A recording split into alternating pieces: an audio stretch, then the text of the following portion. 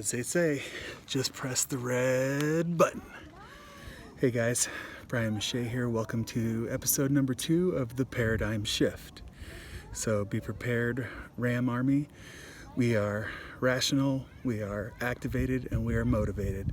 And we're here for a reason. We're here to talk sense into those that are the senseless. We're here to be the voice of reason. We're here to spread peace, not panic, and calm.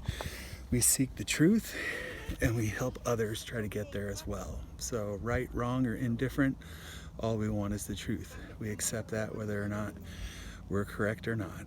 All right, guys. So last episode we talked a little bit about the theory of infinite accidents. And the theory of infinite accidents, basically, as a small recap for those that didn't see the first episode, has to do with, at its core, there always being multiple ways to look at a situation, multiple ways to look at a problem, multiple ways to dissect something, and that two or more people, when they come together, they can witness the exact same event, but yet actually have a totally different interpretation of what happened. So, meaning, you could line up 100 people and they could say 99 out of that 100 could say the sky is blue, and you're with them. You say the sky is blue. But there's that 1/100th person who just does not believe that the sky is blue. To them, they say it's gray, they say it's something else. Like, there just are some people that no matter what you do or what amount of rational behavior you try to explain to them, they will be irrational. So, and that basically gets back to the problem of a very simple situation, which is that perception is reality, meaning what someone perceives to be the truth is the truth to them, regardless. Like, perception truly is reality. Like, it doesn't matter what kind of facts, what kind of data, what kind of science, what you explain to them. If someone believes something to be that is truth to them, okay? And the reason why we talk about this is that when it comes to the theory of infinite accidents, and it comes to what's going on right now, there are people that will not be open to any sort of discussion that what is happening right now is not this pandemic that's going to take down the United States. There are people that believe that. It's to the point that it's become almost a sick obsession for some, that they want to defend just how bad this is going to be instead of choosing to look on the bright side of things. And that if you do question anything, or you are critical of anything that's happening, you're being looked at like you're crazy, And, that doesn't mean that it's all or nothing. That doesn't mean that it's a zero-sum game, that it's black or white. That doesn't mean that if you question things that you don't still wash your hands and stay away from sick people, and that if you're sick, you don't stay away from other people. One side of this debate tends to say that if you're not falling in line with what they say, then you're somehow against them. And that's not the point. That's not the truth. Like, we're all in this together, regardless of where our viewpoint is. We're all going through these things together, regardless of where our viewpoint is. And that they're not zero sum. Like, you can ask questions and be clinical and think critically, and at the same time still wash your hands, stay away from sick people. Don't if you're sick, stay home. Like, there are still things that you can do in order to follow some of these guidelines, and at the same time also question what's happening, and that theory just basically gets down to the fact that there can be multiple ways to all look at the same situation. That the truth is never really as simple as it is. It's not just what person A says, it's not what person B says.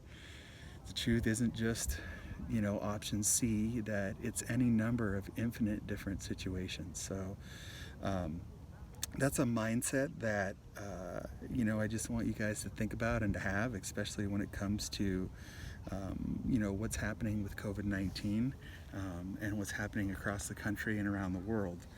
One thing that I think is really important for us to remember is that, our economies, China's and the United States economy, have been intertwined for years now. They lend us money just so we can turn around and buy their shit. That's been going on for decades now. So the problem is right now, China's economy is recovering and getting stronger, and ours is getting worse and worse because we're putting more lockdown measures into place in certain areas of the country where they may not be necessary. Those lockdown measures may not be necessary to the same degree that they are in major metropolitan areas like New York, Philadelphia, Boston, Chicago, Los Angeles, those sort of places. They don't necessarily apply in the same way to Phoenix, Arizona. One other thing that I think is really important to think about while we discuss this, sorry, give me 1 second, I forgot to take my braces out.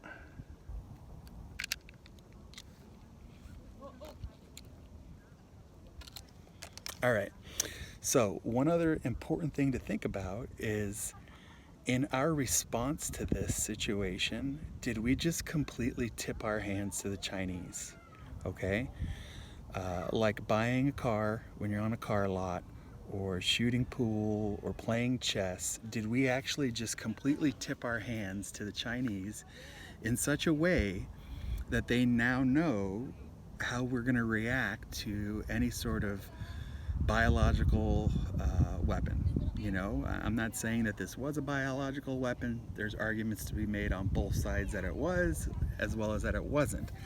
But my point is, now that we have this virus and it has spread across the country and it's in different areas of the country, we need to realize that, did we just completely show our hand to the Chinese in how we're going to respond, in what we're going to do, that we're going to lock our complete country down.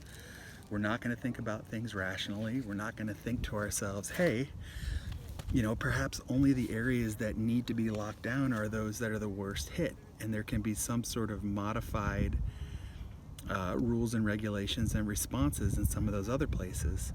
Because essentially, the same as like showing your cards while playing cards, or telling the dealer first exactly what you'll pay, or how much of a down payment you have, or what exactly you want for your trade. We've essentially just showed the Chinese our hand, So if they do think about the fact of perhaps maybe we should hit the US with a bioweapon, that this might be something we can do, that they now think well, this is how they're going to respond. They're going to lock the whole country down. They're not going to use any critical thinking. They're not going to do any serious analysis. They're just going to shut everything down right from the start. So this is how we can hit them, and this is how we can hurt them. It doesn't take a lot to get some scientists together and to cook up some nasty shit that they can then send over here. Whether or not that's what took place in this situation is kind of besides the point right now. The real point is that we essentially have just showed them our hand. We're not playing from a strong set. And that has a lot to do with mindset. I really want to stress to you guys having a survival mindset in the midst of this chaos. And survival mindset doesn't necessarily mean growing a 3-foot beard, moving off into a cabin in the woods, and shutting yourself off from society completely, stockpiling all the TP and the guns. A survival mindset starts in here, okay? It starts in your brain, all right? It starts with the idea of, I am strong enough to see myself through any situation, okay? I spent 8 years in the military. I got plenty of degrees. I had an ex-wife that put me through hell. I have 6 kids born at one time. I've gone through years of leadership training. And I think all of those things are coming together for the specific reason of helping me have a mindset that is different, a mindset that is strong, a mindset that is willing to say, no matter what comes at me, I will be flexible, I'll be adaptable, and I will adjust. I'll do whatever it takes to keep myself healthy, to keep myself strong, to stay working, to continue to get money to come in, to continue to to thrive in the midst of this chaos. So, like we've talked about before, don't ever let a good crisis go to waste. You know, the government's not doing that. They're passing all kinds of crazy bills. The media certainly isn't doing that. Whatever groups may or may not have been behind this, like, they're not doing that. So don't you do it either. Like, figure something out for yourself. Like, you know, during this time period, what am I going to do? Am I going to build a home gym and start working out finally? Am I going to learn a new language? Am I going to learn to cook, to sew, to garden, to do something? Like, find something to occupy your mind and your space instead of endlessly, like, staying online or just staying bored up in your house. Like, use this as an opportunity for growth. Use this as an opportunity to change. One of my favorite speakers of all time, he's gone now, but was Dr. Wayne Dyer, and he is very famous for saying, when you change the way that you look at things, the things that you look at begin to change. Okay? And guys, we can apply that to our life in so many different areas. We can apply that to you know, being laid off at work. We can apply that to having our business shut down. We can apply that to the end of a relationship. Any failure, you know, like, failures aren't failures until you quit, until you stop, you know. As long as you're continually moving forward, putting forth effort and trying and doing whatever it takes, then it's not a failure. You just keep going, you know, whatever that goal is. If you have a test to pass, if you've got a degree to finish, if you've got a project to do, whatever it is, you just keep going until it's done. And, you know, what happens is, you know, when you make that intention 100% clear that you're going to get this done no matter what, it's like all of a sudden the universe just sends whatever you need into your head, okay? And then all of a sudden you start thinking about things you didn't think about, you start doing things you didn't think about, you start interacting with people you didn't think about. It's like things start to shift in a way that all of a sudden all these resources become available because you have given yourself no other option than to figure it out and to succeed. And that's the mindset that I want everyone to have during this situation, is that mindset of you have to succeed no matter what. You cannot let this virus, this lockdown, what the government is doing, you cannot let any of this beat you or break you, okay? You have to find a way no matter what. Like, that is a survivor's mindset.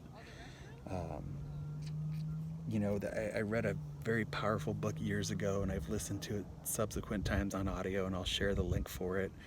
And to me, this is like one of the single most, probably the single greatest book I've ever read. It's, in my opinion, the greatest book about resiliency in the face of, like, unbelievable odds. So if you guys don't know who Viktor Frankl is, you need to Google Viktor Frankl, and you need to see what this man went through. And then you need to go on YouTube, I'll put the link, and you need to listen to the audiobook or buy the book and read it. Viktor Frankl was a Jewish German psychiatrist during World War II who was captured by the Nazis. His entire family was. They were all separated. Everybody was killed. Everybody in his family was murdered. He had heard through prison guards that his wife was still alive, and she became his reason why, his reason to go on. That hope that she was still alive instilled so much courage in him that he believed it was possible to go on in the face of, like, insurmountable odds. Like, you know, what we're going through is a fucking joke compared to what this guy went through. And, you know, he found a way, and he said no matter what, like, even as he saw other prisoners going off to the gas chamber, he said, you know, they had one of two choices. They could go in literally, like, crying, you know, begging, pleading for their life on their knees, groveling, like, you know, basically just completely beaten like a broke dog. Or they could go in with their chest out and their head up, looking those motherfucking Nazis in the eye and telling them, no matter what you fucking do to me, you cannot take away my choice. You cannot take away my personal choice of how I respond to this situation. And there is so much freedom in that, guys, when you understand that you are in control of your mind, you are in control of your thoughts, your reactions, what you do to things, how you take things into consideration. Like when you get that in this mind of yours, that like you are in control of this, like you steer the mind and not the other way around, your whole life will change. It's not easy trying to capture every one of your thoughts, you know, at all times, and whether or not it's serving you is by no means something simple to do. But when you begin to practice that religiously, you can begin to rework your mind and how you respond to things. And that's what I would ask of you guys right now, is that when we're in the midst of this crisis, start thinking about what you're doing, the things that you're saying, the things that you're posting, like your reactions to things. Like, don't let these people divide us. Don't let this disease, this virus divide us. Don't let the government divide us. Like, we need to come together and be together, because it's right now when we see real leaders step up. Right now is the time when we see people come together, when we see people band together for what's right, to help each other, you know? Like, call friends that you haven't talked to in a while, call family members that you haven't talked to in a while, get to know your neighbor, like literally do whatever it takes. Like, I'm up here on top of South Mountain right now in Phoenix, Arizona, and there's literally a preacher who's got his congregation of like 20 people, and they're about 100 yards from me down this mountain, and they hauled all their shit up here, and we're playing music and we're singing and praising God through all of this. What are you doing? Are you just sitting on your couch at home right now? Are you just sucked into Netflix right now? Like, I don't know what it is that you're doing, but please be doing something productive. All right, guys, last little bit that I want to end with today is just the stats, okay? Just the stats of what's happening, how serious this is, and how we need to start thinking more rationally about some of the measures that have been put in place, okay? So, real simple, in Arizona right now, as of Saturday, the 28th of March, there are 773 cases of COVID-19 in Arizona. There are 15 deaths at this point. So that means that there is a case fatality rate, which is deaths divided by those infected, of 0.0194. So tenths, hundreds, so we're at like 19 hundredths to the right of the decimal of 1%. We're not even quite yet at a tenth of 1% for the fatality rate, okay? Even more so, if you look at the entire state, the population of the state is roughly 7,250,000, and you divide that by the number of infected, and it's 0.0000 infected, 0.00010,662%. Like thousandth of less than 1%. That is infinitesimally small, all right?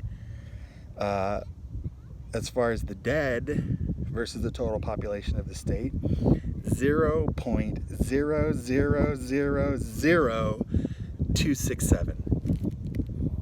Okay, like maybe it's time to start tweeting Doug Ducey and calling his office and hitting him up on every social media, you know, outlet possible and saying, hey, maybe it's about time we take another approach to this, all right? And we think about this thing a little bit different, because these numbers are ridiculously small, and we didn't do any of this shit for swine flu, bird flu, any other flu, the freaking regular flu, nothing, you know? Final point is I want to talk about Arizona versus, you know, New York City, Phoenix versus New York City, okay? New York City alone, the 5 boroughs, they have 8,398,748 people, okay? okay? Just in New York City. Arizona only has 7,250,000 people in the whole state.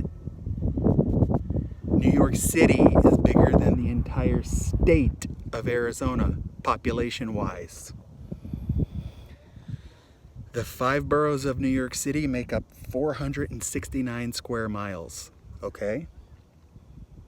The square miles of Phoenix, Arizona alone, okay, the square miles of Phoenix, Arizona alone are 519 square miles, make up what's considered Phoenix, Arizona. So we have roughly,